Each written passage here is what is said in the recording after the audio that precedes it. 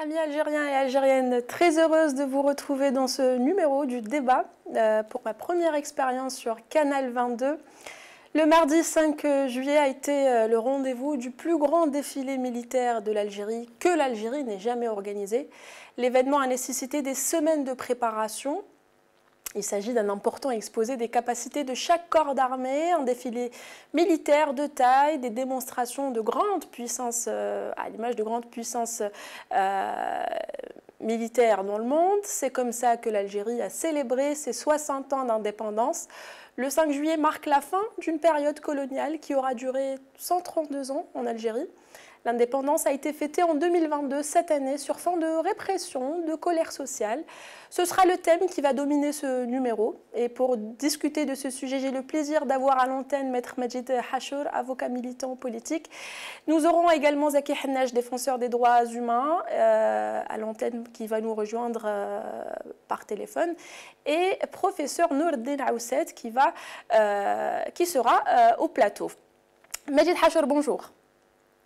Bonsoir tout le monde, bonjour c'est toujours un honneur et un plaisir.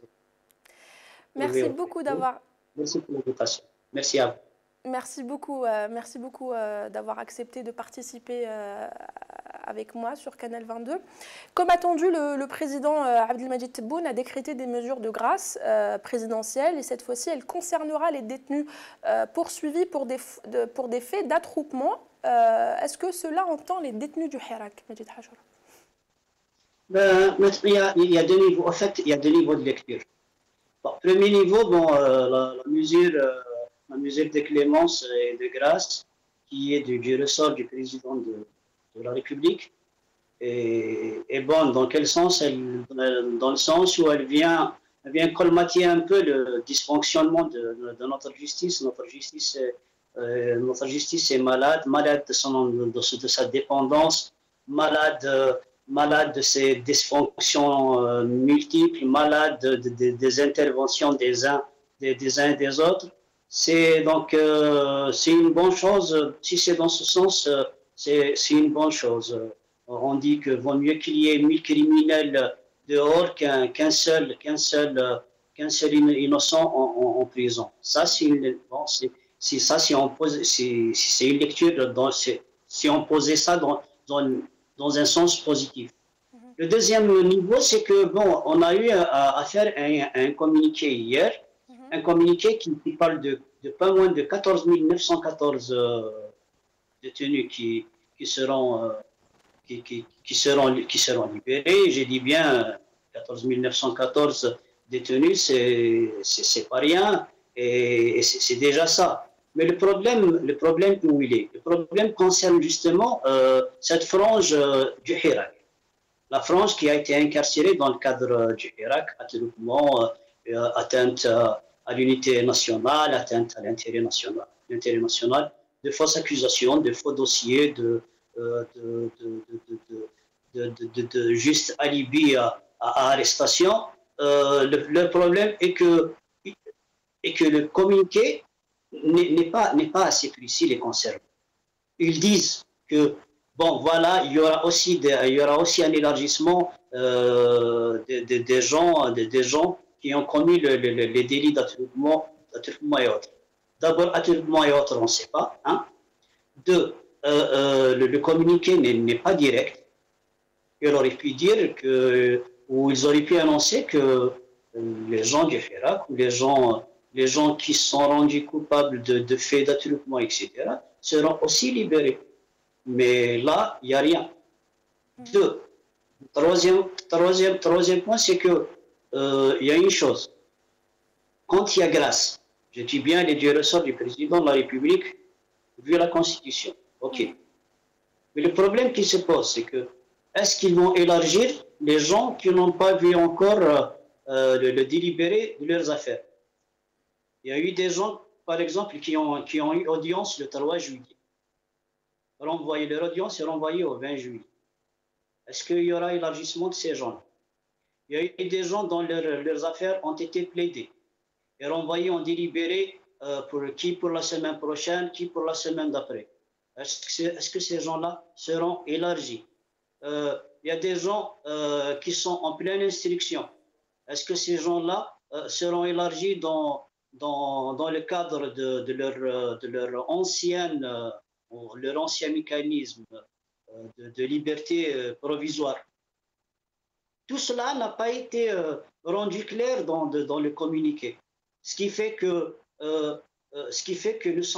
nous évoluons dans le flou le plus total. Peut-être, je dirais bien peut-être que ces jours-ci nous éclairerons ou éclairciront certains mécanismes. Mais jusqu'à maintenant, d'ailleurs, même bon, on parle de gens qui ont été élargis dans le cadre du droit commun. On a entendu ça et là qu'il y a eu des personnes qui sont sorties, mais des gens du Hirak, on n'en a pas encore vu. Il y a eu quelqu'un qui est sorti, je dis sorti parce qu'il a vu sa peine, sa peine est arrivée, sa condamnation est arrivée à peine, donc c'est pour ça qu'il est sorti. Mais jusqu'à maintenant, à l'heure que je vous parle, je n'ai pas entendu des gens du Hirak sortir. Vous disiez quelque chose à dire? Maître, oui, vous m'entendez? Oui, je vous entends. Vous avez parlé de flou. Est-ce que c'est voulu? Est-ce que les textes ou les décrets présidentiels ont été mal écrits ou mal retranscrits, Maître Majid Hachol? Qu'en pensez-vous? Non, on ne parle pas des décrets présidentiels, parce que j'ai oublié un quatrième point relatif à un certain décret qui ressemblerait à celui de la Concorde, dite WIM. Mais on ne sait pas, il y a des gens, bien sûr, quand il y a quelque chose, quand c'est flou, il y a des spéculations qui arrivent en arrière-plan. Il y a des gens qui parlent de détenus de 90, il y a des gens qui parlent des détenus du Hirak. Mais jusqu'à maintenant, attendons d'abord ce décret, parce qu'il parle de décret, attendons ce décret. Le flou n'est pas au niveau du décret, parce que les décrets n'ont pas encore ni écrit ni rendu public. Le flou, c'est dans le communiqué général. Le communiqué général, ils auraient dû, par exemple, dire que dans le cadre, ce terme, on le connaît depuis 62, dans le cadre, dans le cadre de l'affaire du 5 juillet, il y aura 4914 détenus qui seront élargis. Parmi ceux-là, il y aura des gens du Hirak. Et que par rapport aux condamnations à mort, il y aura des condamnations à mort qui seront changées, par exemple en condamnation à perpète, en condamnation à 20 ans de prison. Et puis il y aura d'autres procédures qui seront mises ou qui seront édictées dans un décret présidentiel. 4 phrases, ou même pas 4 phrases, 4 mots, et le flou serait dispersé, comme on dit. Mais là, ils font un long paragraphe pour dire qu'il y aura 4914 détenus qui seront élargis, y compris certains du droit, certains qui ont commis le fait d'attroupement, on ne sait pas qui c'est. Puis d'autres mesures seront... C'est pas clair. Et quand c'est pas clair, c'est normal que les gens spéculent. Parce que chacun y ira ou chacun y va de son interprétation. Et c'est la première fois, croyez-moi, c'est la première fois que je lis que je lis un communiqué aussi flou, aussi indécis quelque part. Merci, Maître Majid Hachol. Restez en ligne, s'il vous plaît. Bonjour, Monsieur Nordin Aousset. Bonjour. Très heureuse de vous avoir parmi nous ici à Canal 22. C'est réciproque. Merci beaucoup. Merci pour l'invitation. Donc pour la première fois à Canal 22. Donc je vous espère prospérité, agrandissement et longue vie, Inch'Allah, dans ce travail. Merci. Et sur ce créneau magnifique qui est l'information et la communication. En parlant de communication, Maître Majid Hachour parlait de communiqué qui est flou, cette ambiguïté autour des décrets présidentiels. Quelle est votre lecture en tant que professeur de communication? Tout d'abord, je salue mon ami et compatriote Majid Hachour voilà, qui se trouve en face de moi. Et sinon, madame, c'est voulu, c'est volontaire. Le dernier livre écrit par l'ambassadeur français en Algérie, qui a fait 2 fois 2 mandats en Algérie, s'appelle L'énigme algérienne. Lui, dans ce livre, il cite ses correspondants algériens, les responsables algériens, qui se vantent de l'opacité du système et l'opacité du régime, hein, en quelque sorte. Donc c'est voulu. De Xavier Driancourt Oui, Xavier Driancourt, oui, je parle de ce livre qui est sorti il y a quelques mois seulement en arrière, L'énigme algérienne, chronique d'un ambassadeur français en Algérie. Donc vous avez aussi, je pense, parlé dans votre chaîne de ce livre déjà. Donc Rani Mahdi, je pense qu'il a fait quelques émissions sur ce livre. Donc, voilà, donc vos téléspectateurs connaissent bien le livre. Donc c'est voulu. Hein, ils savent bien écrire, ils savent bien... on peut rentrer dans les spéculations et nous, les Algériens, comment dirais-je, les analystes, ceux qui suivent la politique algérienne, ceux qui font des commentaires sur la politique algérienne, on a cette manie, on a cette maladie d'essayer de spéculer. Peut-être qu'ils ne sont pas d'accord entre eux, qui vont-ils libérer, qui ne vont-ils pas libérer, peut-être qu'ils ne sont pas tout à fait d'accord sur les conditions, qui bénéficient.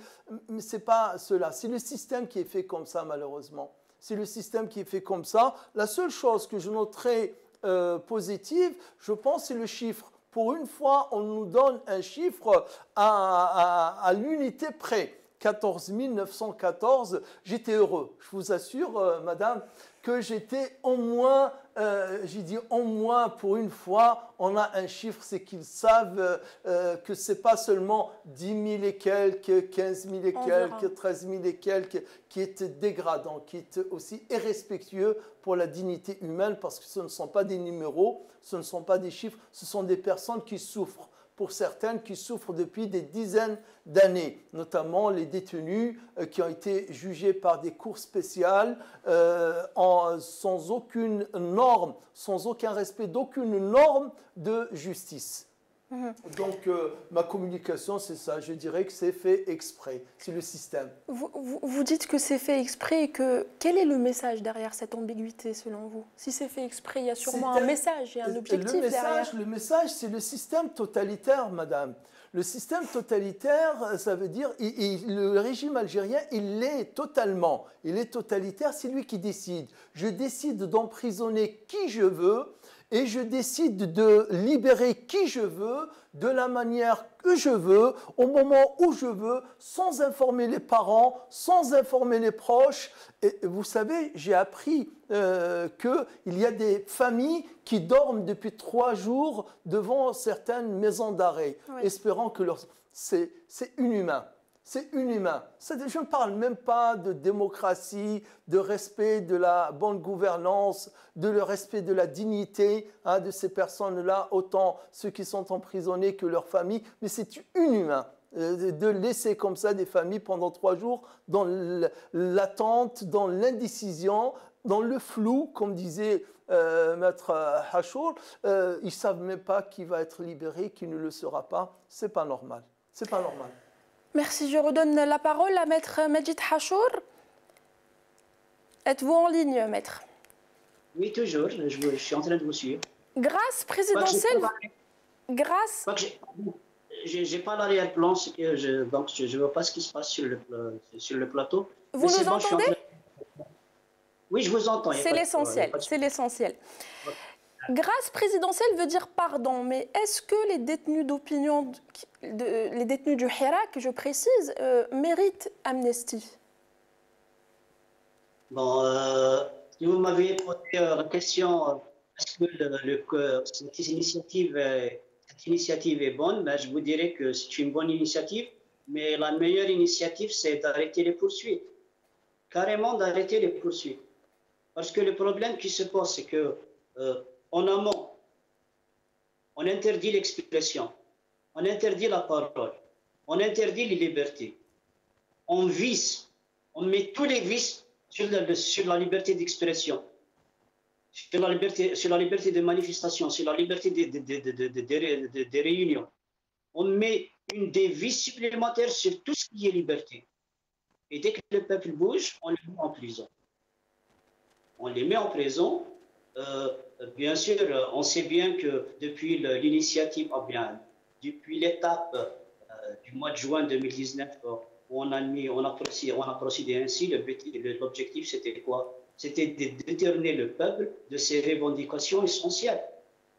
Il y avait des revendications clairement exprimées, clairement soulignées. Il fallait une lourde et une grosse diversion pour le détourner de sa route. Et là, le meilleur moyen, c'était les emprisonnements. Cette tactique-là, elle n'est pas nouvelle. Elle date de 62, de 63, de 65, de 75, de 80, de 88, de 85 aussi, de 2001, et la Disney noire aussi. Il n'y a rien. Ça veut dire quoi? Ça veut dire que le problème, la grâce est une prérogative constitutionnelle donnée au président de la République, libre à lui de gracier qui il veut, de faire sortir qui il veut, quoique on devrait, entre parenthèses, respecter une certaine formalité, une certaine solennité, chose qui n'a pas été faite depuis la première invention des libertés provisoires après avoir été condamné. D'ailleurs, je me disais que les étudiants constitutionnels se libéreront du droit, de la matière assez lourde du droit constitutionnel en se penchant sur ces nouvelles technologies juridiques que nous avons eues depuis juin 2019. Le problème n'est pas de gracier ou pas, parce qu'on l'a dit, c'est des dossiers qu'on a montés en violant les procédures, c'est des dossiers qu'on a montés juste pour faire des arrestations alibi, des arrestations neutralisation, des arrestations menaces, preuves. Regardez ce qui se passe pour Fethi Harras, pour Karim Tabou, pour Mohsin Blaabbas, ces hommes politiques à qui on a mis les poursuites comme une épée de Damoclès. Regardez tous ces jeunes hirakistes à qui on a mis ces arrestations comme menace. Donc le problème n'est pas dans les arrestations ou dans la grâce. Le problème c'est dans l'arrêt de ces poursuites.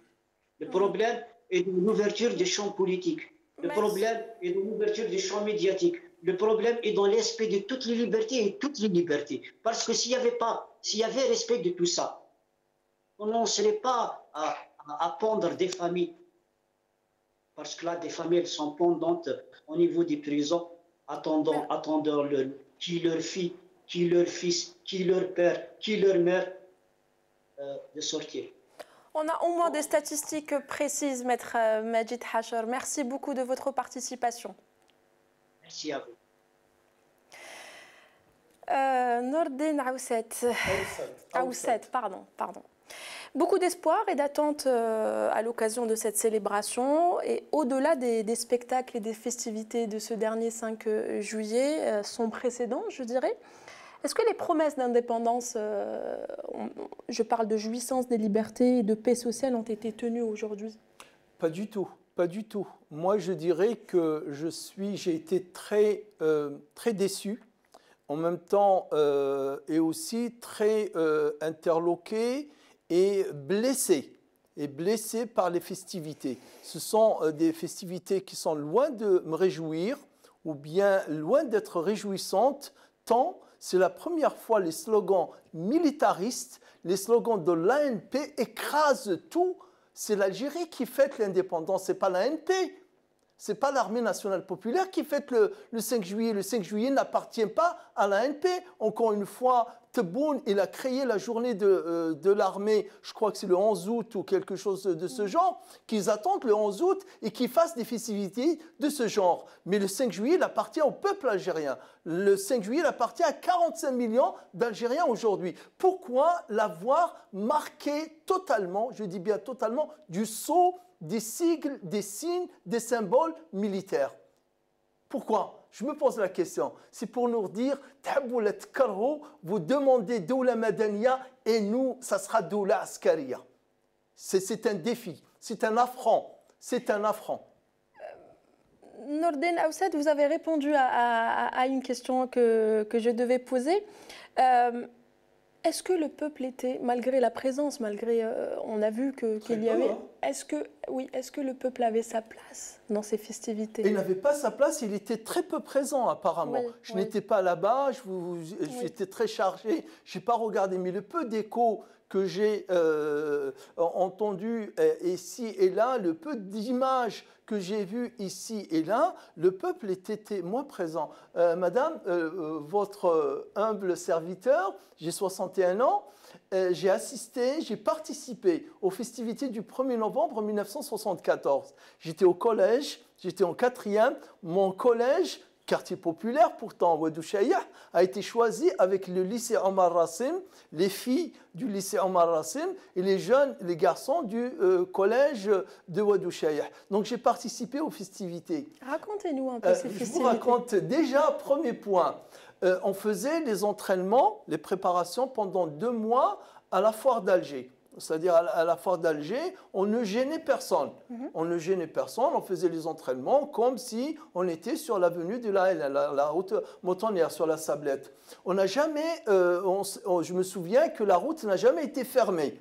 Le seul slogan sur lequel on s'entraînait, on marche depuis les halles d'Alger. Hein. Donc c'est là-bas que commencent les cortèges. Et on avait un carré de garçons et un carré de filles. Nous, on avait un short blanc et un t-shirt rouge avec des poches. Je me souviens très bien. Hein. Donc, on marche. On nous a dit, quand vous arrivez au niveau de la tribune officielle, il y avait Boumediene, Allah yarhamou, yarham tous ceux qui étaient avec lui sur la tribune. On tourne la tête comme ça, on regarde la tribune officielle et on dit « Thawra ».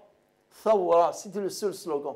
Il n'y avait ni l'ANP, ni le Djish, ni ceci, ni cela. Pourquoi? Parce que c'était un pays qui avait de l'ambition. Malgré toutes ces tares, malgré toutes ces lacunes, mais il y avait un pays qui est ambitieux. Est-ce que, pardonnez-moi, est-ce que ces marches-là que vous aviez organisées étaient réprimées ou dérangées par les autorités à l'époque? Ah non, je parle des festivités, madame, c'est des festivités officielles. C'est le 20e... Aujourd'hui, on ne peut pas organiser. C'est le 20e anniversaire, du 1er novembre 54. Donc non, ça serait donc un autre témoignage dans ce cas-là. Ce serait un autre témoignage, c'est qu'en 1975 ou 76, à l'approche des débats sur la charte nationale, à l'époque, il n'y avait pas encore de constitution, mais il y avait une charte nationale, Mithaq al-Watani. Je me souviens, j'avais 14 ans à l'époque, hein, dans mon quartier, il y avait des débats entre les jeunes de l'UNGA, à l'époque on les appelait GFLN, la jeunesse du Front de Libération Nationale, qui était de gauche, progressiste, etc. Et les jeunes du Jama, qui étaient plutôt conservateurs. Dans le quartier, il y avait des débats politiques, dans le respect, etc., sur que va devenir l'Algérie de demain, la révolution agraire, etc. Il y avait débat. Donc il avait ouvert le champ. Pour le débat. Aujourd'hui, le champ est totalement fermé. La loi 87 bis, c'est une loi que Boumediene n'a jamais fait de loi pareille. Chedli Benjdid n'a jamais fait de loi pareille. Je ne pense pas qu'il puisse traverser l'esprit de Boumediene ou de Chedli aussi non démocrate qu'il puisse avoir été, de faire comme la loi 87 bis que M. Tebboune nous a pondu pendant un vide législatif, alors qu'il n'y avait pas encore l'Assemblée nationale.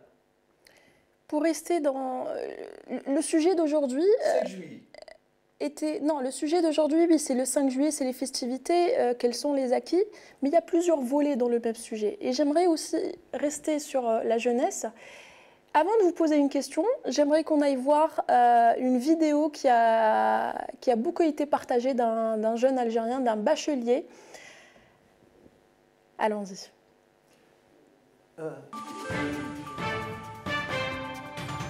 عربية كرتونيت فيها اونجلي فرنسي والمون مواد اساسيه. في الجامعه واش حاب دير ان شاء الله؟ ما نحب الجامعه والله ماني حاب الجامعه نحب كش ما ندبر مصروف ونحرق نروح ان شاء الله اتمنى لك التوفيق ايضا.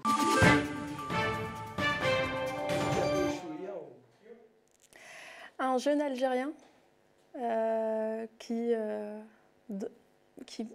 venait de passer son baccalauréat, l'examen du baccalauréat, et qui sait d'emblée qu'il va quitter, qu'il va choisir l'embarcation de la mort. Oui, donc... Nous sommes loin des promesses de l'indépendance. Là, écoutez, je l'ai dit tout à l'heure, comment il s'appelle, dilemme. Moi, je suis, c'est pas seulement en dilemme avec lui, hein, je suis en contradiction avec lui, ses idées, comment dirais, ses aspirations, etc. pour l'Algérie. Mais il a fait 2 caricatures, dont une des caricatures, on voit une tribune officielle et on voit des cortèges, des carrés de marchands sur l'avenue, des gens qui tiennent des palmes. Hein, des palmes pour, non plutôt des, comment on appelle ça, pour les bateaux, les embarcations, pour faire avancer une embarcation, voilà, qui tiennent ça dans les mains. Chacun il tient, l'autre qui dit c'est un beau défilé. Malheureusement c'est ça. C'est-à-dire que la jeunesse algérienne, et c'est ça aussi l'énigme algérienne. L'énigme algérienne dont je parlais, madame, c'est que vous avez la fête du 5 juillet. Le 5 juillet, c'est une date, je dirais, pour l'Algérie, pour la nation algérienne. C'est une date historique. C'est le moment où un État, un peuple, une nation recouvre son indépendance après 132 années de colonisation. Comment cette date-là, vous allez la partager avec un autre événement, dire la fête de la jeunesse? Pourquoi sur les 365 jours de l'année, vous n'avez pas de jour à dédier à cette jeunesse? Vous avez choisi exprès le 5 juillet pour le partager. Hein, la fête de l'indépendance et de la jeunesse. Déjà en ça, je m'indigne. Je m'indigne, c'est-à-dire en tant qu'Algérien, que ce pouvoir, que ce régime soit à ce point, je dirais, incompétent dans la désignation des jours et dans la désignation des célébrations. Laissons le 5 juillet la fête de l'indépendance. Et c'est déjà très important comme fête. Sinon, pour la jeunesse, qu'est-ce qu'ils ont fait pour la jeunesse? Que font-ils pour la jeunesse? Quand vous avez un Ali Ben Ali, un Saïd Chengriha, il y a Abdelmajid Tebboune, qu'on a vu à plusieurs reprises d'ailleurs ces 2 derniers jours, pris en photo ensemble, en costume et les deux en tenue militaire, etc. J'ai dit vous rassemblez, ou vous assemblez plutôt l'âge de chacun d'eux, 2 fois 77 plus 82, vous avez 236 ans. Vous avez 236 ans pour ces 3 hommes à eux seuls. Alors que la jeunesse algérienne, elle est laissée pour compte. Alors que la moyenne d'âge de l'Algérien est de 33 ans. La jeunesse algérienne, malheureusement, moi, si je me mets à leur place, ce n'est pas une fête qui me réjouit. Ces célébrations du 5 juillet, contrairement à nous. Quand on était dans les festivités, on était heureux. Quand venait le jour où on allait à la foire pour faire les entraînements pour le 1er novembre, les 20 ans du 1er novembre, vous ne pouvez pas imaginer la joie avec laquelle nous faisions les répétitions et les préparations pour le 1er novembre. Je ne pense pas que, je ne sais pas d'ailleurs s'il y avait des carrés de jeunes, et je ne pense pas qu'ils avaient le même sentiment que nous avions, nous, à notre époque. Est-ce que vous pouvez imaginer qu'aujourd'hui, un groupe de jeunes organise de telles festivités et sortent dans la rue pour fêter 1er novembre ou le 5 juillet, la fête de l'indépendance? Est-ce que c'est possible aujourd'hui? dans notre nouvelle Algérie, l'actuelle Algérie, pas la nouvelle Algérie. Je ne pense pas, malheureusement. Il y a les quelques-uns, les quelques centaines ou les quelques milliers, relativement par rapport à la population que nous sommes aujourd'hui, 45 millions, c'est très peu. Et je les comprends de ne pas se sentir... de ne pas ressentir une joie, de ne pas se réjouir que ce jour-là arrive, parce que fêter, c'est quoi? C'est quoi les fêtes? Les fêtes, c'est un moment pour l'histoire, c'est un moment pour le présent et c'est un moment pour l'avenir. Pour dire 5 juillet, nous avons consenti un effort ensemble. Nous avons consenti un sacrifice ensemble. Il y a 60 ans, nous avons libéré notre pays. Aujourd'hui, nous sommes ensemble, nous sommes là ensemble, nous le fêtons, nous le célébrons ensemble parce qu'il y a aussi demain, il y a aussi l'avenir. Et vers l'avenir, nous allons du même pas. Et nous allons de l'avant tous ensemble. C'est ça qui est le sentiment qu'on peut avoir dans Célébration. D'accord pour le passé, hein, d'accord pour le passé encore, le passé antérieur à 1962, pas celui postérieur. D'accord, mais le reste, ces Algériens-là, les jeunes-là, on les a vus pendant le Hirak. Pendant le Hirak, il y avait 3 générations. Il y avait leur père, il y avait leur grand-père avec eux. Ils leur ont tout raconté. On a vu l'histoire qui s'est réécrite dans les cortèges du Hirak. Les visages, les images, les portraits de tous les hommes qui ont fait le 5 juillet 1962. Nous les avons vus. Et surtout que le Hirak a été porté par une jeunesse qui n'est pas terrorisée par la décennie noire, qui n'a pas connu la décennie noire, même si elle avait un arrière-goût. Donc c'est cette jeunesse-là qui était déterminée à changer parce que la propagande ne fonctionnait plus sur ces jeunes-là. Absolument. Zaki Hannesh, défenseur des droits humains, considéré en tout cas pour moi comme le porte-voix des détenus d'opinion, et c'est la source des journalistes algériens en la matière. Il nous rejoint en ligne. Zaki Hannesh, مرحبا بك معنا. مساء الخير, merci pour l'invitation, merci pour être avec vous. Voilà. شكرا لك d'accepter de participer avec nous. هل من مستجدات les Algériens et surtout les familles des détenus du Hirak attendent toujours la libération des détenus? Pas de nouvelles officielles. Est-ce que هل تم إطلاق سراح معتقلي الحراك زكي حناش؟ Bon, la première remarque ou la première intervention, c'est que les familles des détenus, عائلات المعتقلين راهم فوق الجمر, راهم فريمون راهم من البارح من الكومونيكي de la présidence ملي خرج وهم راهم في فوق الجمر, راهم في فوق النار. ما على بالهمش, personne ne peut l'expliquer parce que بيان رئاسة الجمهورية ما هوش واضح لحد الآن. لا يوجد أي حقوقي ولا أي محامي ولا أي مدافع عن حقوق الإنسان ولا أي متابع عن وضعية معتقلي الرأي في الجزائر يمكن أنه يقابل عائلات المعتقلين, لأنه البيان غير واضح تماما. هذه الحاجة الأولى. الحاجة الثانية, تم إطلاق سراح عبد القادر بالعربي من تلمسان بعد باسكو عنده حكم نهائي وأنه يعتبروه أنه استفاد من العفو الرئاسي, لكن غير ذلك ما عندنا أي معلوم. لم يتم إطلاق سراح أي معتقل رأي لحد الآن. حسب بيان رئاسة الجمهورية دائما هناك شطر أخير اللي هدر على زيارة المجتمع المدني ورؤساء الأحزاب السياسية. يعني هناك صياغة لقانون جديد, لكن هذا القانون الجديد ما في مبهم. يعني بين رئاسة الجمهورية فيما يخص معتقلين نعتبروه مبهم. أي أحد يستطيع يقدر أنه يفهم ولا يقوم يعني يفهمنا وش فيه البيان. يبقى بيان مبهم ما كاش, باسكو أنا ما قدرش نعطي لكم حاجة لأنه عائلات المعتقلين أم يستناو. باسكو علاش الحاجة المهمة وحاب نطلق عليها أنه الشهرين الماضيين المؤسسات الإعلامية الكبرى كما لايف بي, رويترز, بي بي سي, كل القنوات الإعلامية الكبرى تحدث عن عفو شامل. حتى أن المجتمع المدني ورؤساء الأحزاب خرجوا قالوا هناك عفو شامل سيقيس حتى العصابة, يعني ليس معتقلي رأي فقط, حتى العصابة حيقيسوهم. لكن في البيان الأخير اللي أصدر يوم 4 جويلية 2022 لم يمس أي لا معتقل الرأي ولا حتى العفو الشامل الذي كان يتغنوا به منذ شهرين كاملين. لحد الآن ننتظر ننتظر القانون الذي سيخرج أو البيان الأخير الذي سيخرج حسب ما احنا نتحدث دائما حسب بيان رئاسة الجمهورية، لأنه وضعوا قوس جديد أنه هناك دراسة لقانون جديد، محتواه كيف ذلك وش فيه ما على بالناش.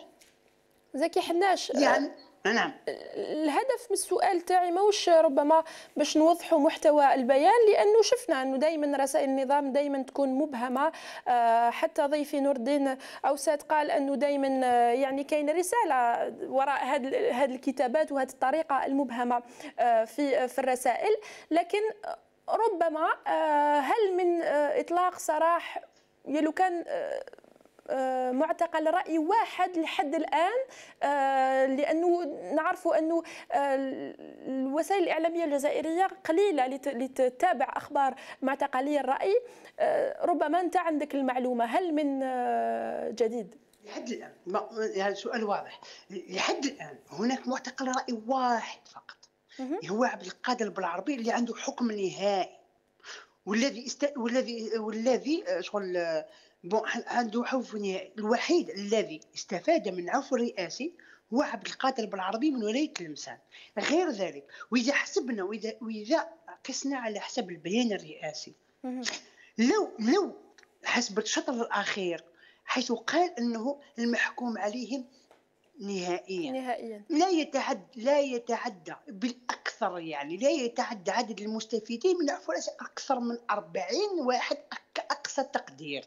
لكن ننتظر، لأنه أنا حسب خبرتي عندي 3 سنوات في هذا المجال، عندي 3 سنوات وأنا أتابع قضايا معتقل الرأي. حسب خبرتي بسيطة أرى أنه دائما كما قلت دائما بيانات تكون دائما بمهبة، وعندما نقرأ البيانات ونشوف الواقع هناك تخالف كثير، حتى أنه لا لوجيك، يعني لا لوجيك دي ديليبيراسيون ما كانش اون لوجيك، ما قدروش نتوقعوا، ما قدروش يافي با اون لوجيك يستعملوها، حتى انك تعدم لا لوجيك ما كانش. لذلك يجب ان ما علينا حاجه واحده برك، الوقت، ما عندناش حل واحد اخر. قالوا هناك دراسه صياغه لدراسه قانون جديد. المشكل الحقيقي هو انه لماذا هذا الغموض؟ فات 5 جويلية، أنا عايشين أنا في لو 6 جويلية، لكن لا يوجد أي بيان ثاني، لا يوجد أي مؤشرات، هناك غموض كبير. المشكل الحقيقي هم عائلات المعتقلين. أنا شخصيا تلقيت أكثر من 20 اتصال من أكثر من 20 عائلة. العائلات راهم في جمر كبير، راهم في فوق نار، أعطوهم أمل. أنا سابقا كنت معتقل، وأعرف ما أن عائلتي أمي أبي كانوا يعني نحس بعائلة المعتقلين كيفاش هم يحسوا. هناك تعذيب كبير، تعذيب بسيكولوجي، انه العائله تستنى وقتاش وليدها يخرج، ما كان حتى هم، ما كان حتى واحد يقدر يعطي لهم الجواب اللي راهم يستناو عائله المعتقل. حتى تقول بليك وليدك ما يخرج، ما كانش اللي يقدر يعطي لها الجواب. راهم خلاو عائله المعتقلين معلقين، حتى المعتقلين داخل السجون راهم في تعذيب بسيكولوجي. يشوفوا بليك هناك عفو شامل مدة 2 شهر، ومن بعد كي يلحق العفو شامل ما كان والو. أنا أعتبره تعذيب بسيكولوجي بأتم معنى الكلمة. ما كان أي وضوح، ما كان أي واحد، لا أنا لأي محامي عنده الجرأة أنه يوضح واش كاين، ما كانش. وهذا أمر هذه مشكلة كبيرة بكل صراحة. نظن أنه العذاب البسيكولوجي يبدأ من لحظة الاعتقال بسبب أفكار أو بسبب آراء يعبروا عليها في مواقع التواصل الاجتماعي. زكي حناش، متفقين هذا متفق فيه. لكن عندما تكون أنت في السجن وتسمع بليك أنه هناك عفو، راك تستنى بليك يوم 5 جويلية تخرج. تعرفين الصدمة البسيكولوجية عندك كما أنت تتصور أنك تخرج أتالدات ومن بعد ما تخرج. تعرفين الصدمة من المعتقل وحتى عائلة المعتقلين. عندما تشوف بليك أنا وليدك راح يريح 10 سنين في الحبس، تحسب له أنا كمعتقل نكون في الحبس عندي حكم تاع 10 سنوات نافذة، راح نحسب مدة حبسي. لكن يكون في الحبس المؤقت، ما على باليش أصلا وقتاش نشارع، ما على باليش وقتاش نشارع، ما على باليش الحكم تاعي واش راح يكون. ونسمع بلي أنه هناك عفو شامل، يعني هناك أمل، ومن بعد يلحق هذاك الوقت ومن بعد ما كاش فيه إفراط، هناك صدمة نفسية كبيرة. شكرا. ما نفسي ما يحس بها الا العائلات والمعتقلين، وربي يكون معاهم. شكرا جزيلا زكي حناش، الرسالة وصلت. نتمنى أنه كل معتقلي الرأي يتم تحريرهم اليوم، ونتمنى أنه سيناريو اعتقالات الحراك تكون ينتهي. شكرا زكي حناش، إلى اللقاء. جزيلا شكرا. ميرسي. Je vous vois, Monsieur Nordena Aouset, je vous vois sortir des oui, des tout journaux. à fait. C'est les archives. Oui, c'est des archives, c'est les miennes, que j'ai certaines qui m'appartiennent directement, d'autres que des amis m'ont léguées. D'accord. Ce sont des dossiers qui concernent les dates de festivités, justement. J'ai ici le journal Le Monde du dimanche 4 et lundi 5 juillet 1982, à l'occasion des 20 ans de l'indépendance. Voilà, à l'occasion des 20 ans de l'indépendance. Donc, vous avez tout un dossier. Et je viendrai après pourquoi la moralité de cela. Donc c'est tout un dossier. Première moralité, premier point sur lequel j'aimerais qu'on pose le regard, hein, un regard serein, calme et objectif. C'est que ça parle l'industrialisation, un processus à consolider de Benachno, l'agriculture, un secteur qui doit devenir prioritaire, Slimane Bedrani. L'enseignement et la formation restent la préoccupation majeure des dirigeants. Voilà comment était l'Algérie de 1982. Une ambition, un espoir. Oui. Un espoir. On parle de ce qu'est l'Algérie et de ce qu'on aimerait que l'Algérie. Planification et développement de 1962 à l'horizon 2000. On est en 82. On avait déjà une vision. On avait déjà une planification qui portait sur ce qu'on va devenir en l'an 2000. Alors que les nôtres d'aujourd'hui, ils sont à la semaine près. Et encore. Et encore. Ils naviguent à vue. 2 secondes, je terminerai. C'est pareil aussi, juste à l'occasion de l'enrichissement de la Charte nationale 1986. C'est tout un dossier, le second souffle. Le second souffle, parce que Chedli a décidé d'enrichir la Charte nationale, d'effacer tout ce qui est dogmatisme, idéologie socialo-marxiste, etc. Et je peux aussi vous montrer d'autres exemples. Novembre 82, tout un numéro du Monde diplomatique. Juillet-août 1987 aussi.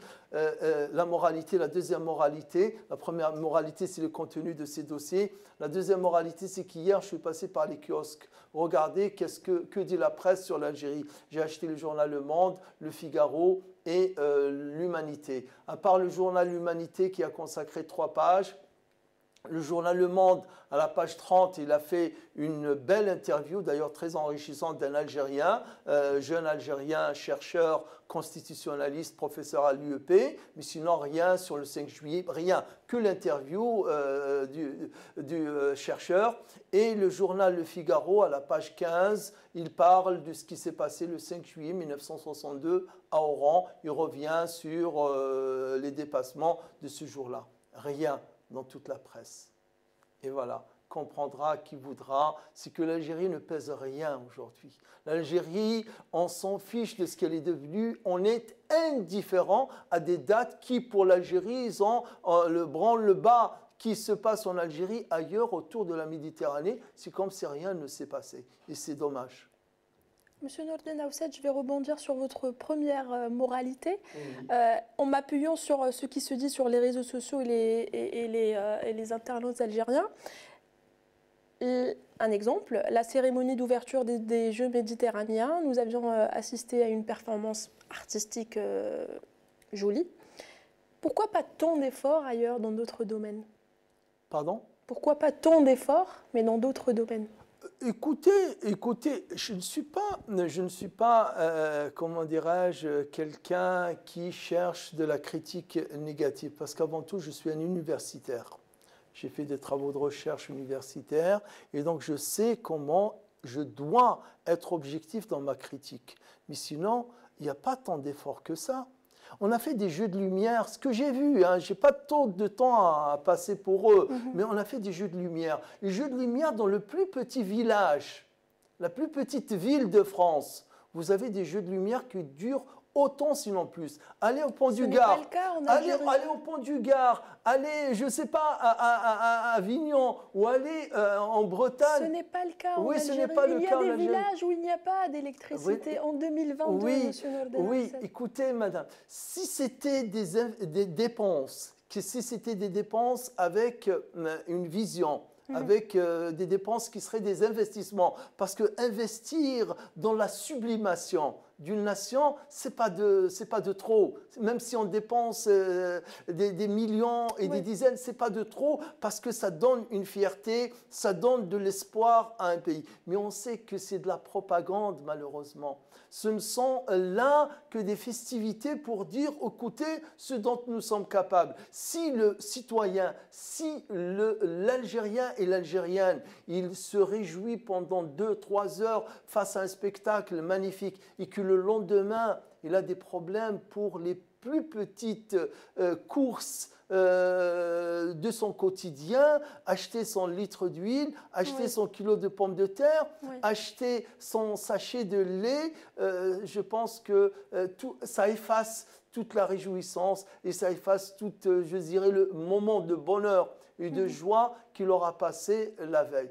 Donc, le pouvoir, le régime, malheureusement, il est dans la propagande. Il n'est pas pour sublimer son peuple, sublimer son passé, ni même, parce que aussi, les festivités, madame, c'est des moments de cohésion nationale. C'est le moment où tout le monde est d'accord. Il n'y a pas de divergence, il n'y a pas de sur la date. Nous sommes tous d'accord, ça nous rassemble. La date nous rassemble. Ce n'est pas le cas.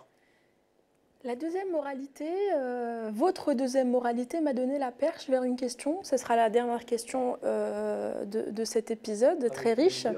Vous avez sorti un livre que vous avez appelé « Algérie-France, 60 ans après le cessez-le-feu ». Bien sûr, nous n'allons pas nous approfondir. Je pense que votre livre ne mérite pas 4 minutes ou les dernières minutes. Je vous remercie. Merci. Je pense que mes collègues de Canal 22 vont vous inviter pour un prochain numéro qui sera dédié et consacré à votre livre. Plaisir.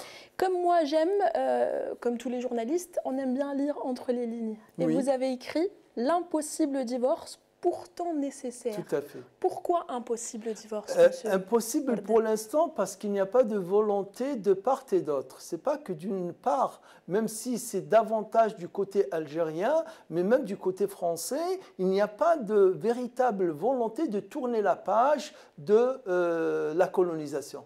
Il y a eu une décolonisation. D'ailleurs, je le dis dans le 4e de couverture, il n'y a pas de volonté du côté français vraiment de tourner la page, d'assumer la décolonisation. Comme aussi, il n'y a pas du côté algérien une véritable volonté d'assumer l'indépendance, que nous sommes indépendants. C'est pour cette raison que je n'ai pas parlé de 60 ans d'indépendance, j'ai parlé de 60 ans de cessez-le-feu. Ça concerne les deux parties, comme ça, de façon neutre. Donc je plaide ici dans ce livre, madame, en une phrase. Le plaidoyer de ce livre tient en un message: aidons-nous, aidons tous, les Français et les Algériens, aidant la France et l'Algérie à divorcer. Point.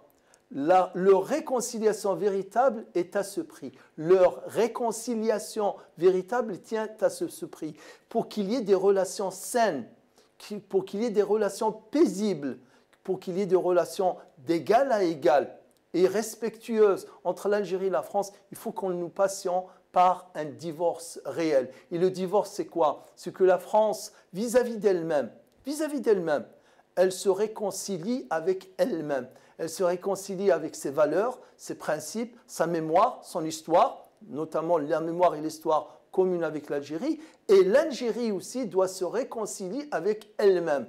Elle se réconcilie sur les valeurs et sur les principes, notamment sur le principe du 1er novembre. Le 1er novembre, dont je le dis ici, je le dis avec amertume.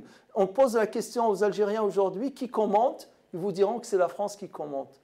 Comment se fait-il qu'une bonne partie des Algériens croient encore, pensent encore, en sont convaincus même que c'est la France qui commente en Algérie? Et je dis, bien malin celui qui saura vous répondre. Donc voilà, je le dis encore, ce sera mon dernier mot. l'Algérie, je le dis, l'Algérie qui a mené la guerre de libération la plus héroïque du siècle dernier. Aujourd'hui, et pendant des mois et des mois, des centaines de milliers d'Algériens scandaient dans les rues « Istiqlal, Istiqlal, indépendance ». 60 ans après l'Istiqlal.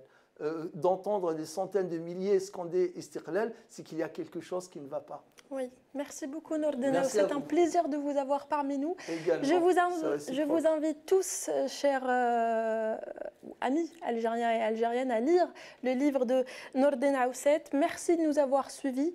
Je vous souhaite une excellente fin de journée. Au revoir.